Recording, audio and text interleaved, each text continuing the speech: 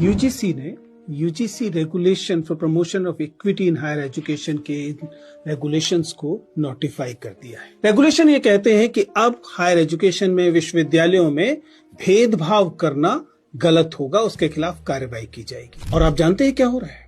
भेदभाव करने के हक के पक्ष में या भेदभाव के खिलाफ आने वाले रेगुलेशंस के खिलाफ लोग प्रतिरोध कर रहे हैं, वे इस पर आपत्ति कर रहे हैं। सच्चाई लेकिन ये है कि ये रेगुलेशंस नई नहीं है। मैं विश्वविद्यालय का शिक्षक हूं, मैं जानता हूं कि 2012 से इस किस्म के रेगुलेशंस हैं और इक्वल अपॉर्चुनिटी सेल पहले से विश्वविद्यालयों में था। पूरी दुनिया के विश्वविद्यालय ये कहते हैं कि विश्वविद्यालयों में इक्विटी होनी चाहिए, वहां पर ऐसे रेगुलेशंस होने चाहिए कि भेदभाव न किया जा सके। सच्चाई ये है कि अब हमारा समाज भेदभाव करने के हक के लिए लड़ने लगा है।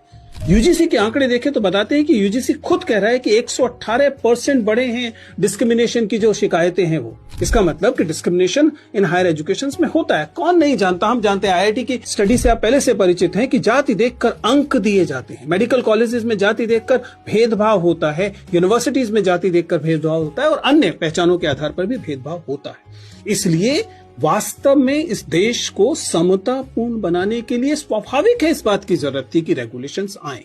और ये रेगुलेशंस क्या मांग करते हैं? ये रेगुलेशन ये कह रहे हैं कि अगर कभी भेदभाव होता है तो उसके खिलाफ शिकायत करने के लिए एक डेफिनेट कमेटी होगी और उस कमेटी का कंपोजिशन ऐसा होना चाहिए कि वो भेदभाव के खिलाफ वास्तव में जांच कर सके। ऐसा ना हो कि भेदभाव करने वाले समुदाय के लोग ही उस कमेटी में बैठे हुए हों। तो स्वाभाविक है, लोगों का कहना है कि इनका गलत इस्तेमाल हो सकता है, ये मेरिट के खिलाफ है। ये समझना मेरे लिए तो एकदम मुश्किल है कि मेरिट के खिलाफ कैसे हो सकता है। और जहां तक गलत इस्तेमाल की बात है, ध्यान रखिएगा, कोई भी एक्स्ट्रा ऑर्डिनरी लॉ, चाहे वो जेंडर जस्टिस के लिए हो रही हो, चाहे वो दहेज के खिलाफ हो रही हो, चाहे वो दलित उत्पीड़न के खिलाफ हो रही हो, वो एक्स्ट्रा ऑर्डिनरी लॉ होती ही एक्स्ट्रा ऑर्डिनरी इसलिए है क्योंकि अन्यथा जिनके खिलाफ यह भेदभाव हो रहा होता है वे बेहद कमजोर होते हैं।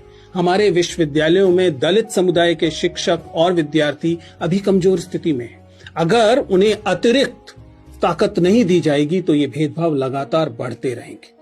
इसलिए मुझे लगता है कि हम तमाम लोगों को, ठीक तरीके से सोचने वाले लोगों को, इन रेगुलेशंस का समर्थन करना चाहिए और वे लोग जो इसके खिलाफ प्रतिरोध कर रहे हैं उन्हें समझना चाहिए कि देश संविधान से चलेगा।